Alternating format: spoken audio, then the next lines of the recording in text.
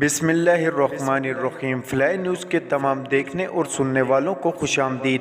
اگر آپ ہمارے چینل پر نئے ہیں تو سب سے پہلے چینل کو سبسکرائب کر دیں اور بیل آئیکن کو پریس کر دیں اور ہماری ویڈیو کو پورا دیکھیں تاکہ دنیا کی معلومات سے آپ باخبر رہ سکیں۔ آئے بڑھتے ہیں خبروں کی جانب۔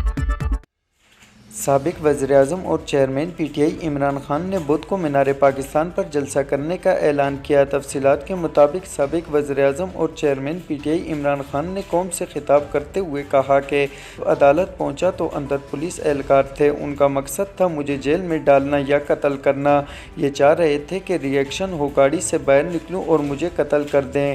انہوں نے کہا کہ ٹول پلازہ پہنچ کر ان کی نیت کا اندازہ ہو گیا تھا، انہوں نے پورا موٹر وے بند کر دیا تھا۔ کل جوڈیشنل کمپلیکس کے راستے میں بہت رکاوٹیں تھیں۔ جھوٹوں کی شہزادی کا مقصد تھا کہ کسی طرح مجھے راستے سے ہٹا دو۔ سابق وزیراعظم نے یہ بھی کہا کہ یہ مجھے پکڑ کر بلوچستان لے کر جانا چاہتے تھے۔ 3 اطراف سے زمان پارک پر حملہ کیا گیا۔ حکومت بھی کہہ رہی ہے کہ میری جان کو خطرہ ہے۔ ان کا کہنا تھا کہ یہ بہانے ڈھونڈ رہے ہیں کہ کس طرح الیکشن نہ ہوں۔ ان لوگوں نے مجھ پر قاتلانہ حملہ کروایا۔ 8 مارچ کو 30 اپریل کے الیکشن کا اعلان ہو جاتا ہے۔ ہم نے اعلان کیا الیکشن مہم میں حصہ لیں گے۔ وزیراعظم شہباز شریف نے کل حکومتی اتحادی جماعتوں کا اجلاس بلانے کا فیصلہ کیا ہے۔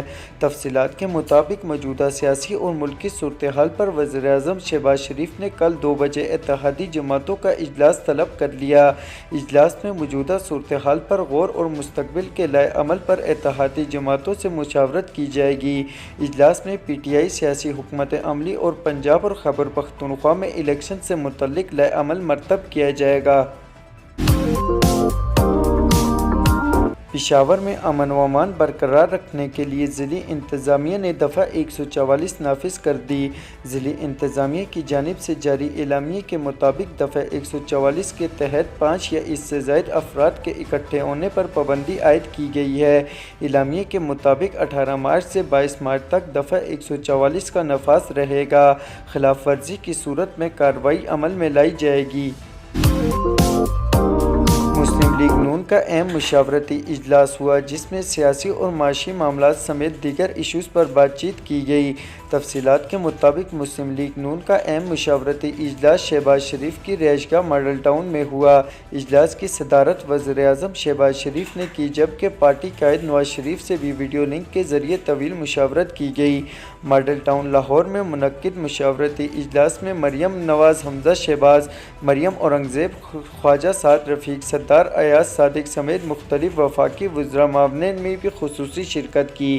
اس موقع پر وزیر اعظم شہباز شریف نے اجلاس کے شرکاء کو مولانا فضل الرحمان اور آصف علی زرداری سے ملاقاتوں کے بارے میں آگاہ کیا۔ ذرائع کے مطابق ماڈل ٹاؤن میں ہونے والی ملاقات میں سیاسی صورتحال، معاشی معاملات، عوامی ریلیف سمیت دیگر اہم ایشوز پر بات چیت ہوئی۔ اجلاس میں پی ٹی آئی کی جانب سے مذاکرات کی پیشکش کو موضوع بحث لایا گیا۔ سعودی فرمانروا شاہ سلمان نے ایرانی صدر ابراہیم رئیسی کو سعودی عرب کے دورے کی دعوت دے دی۔ غیر ملکی خبر ایجنسی کے مطابق ایرانی صدر کے نائب چیف آف اسٹاف سیاسی انور محمد جمشیری نے ٹویٹ کرتے ہوئے بتایا کہ سعودی فرمانروا نے ایرانی صدر ابراہیم رئیسی کو ریاض مدعو کر لیا ہے۔ انہوں نے کہا کہ سعودی فرمانروا نے ایرانی صدر کے نام خط لکھا اور دونوں ممالک کے تعلقات کی بحالی کا خیر مقدم کیا۔ محمد جمشیری کا کہنا تھا کہ شاہ سلمان نے ایرانی سعودی مضبوط اقتصادی علاقائی تعاون پر زور دیا۔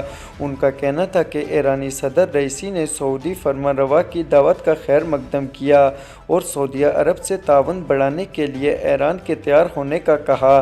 دوسری جانب سعودی عرب کی جانب سے ابھی ایسے کسی خط کی تصدیق نہیں کی گئی ہے۔ وفاقی حکومت نے کم آمدن والے غریب عوام کے لیے 50 روپے فی لیٹر پیٹرول ریلیف پیکیج کا فیصلہ کر لیا۔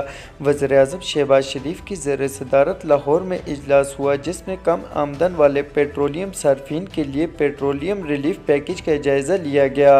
اجلاس میں فیصلہ کیا گیا کہ غریب عوام کے لیے 50 روپے فی لیٹر پیٹرول ریلیف پیکیج دیا جائے گا۔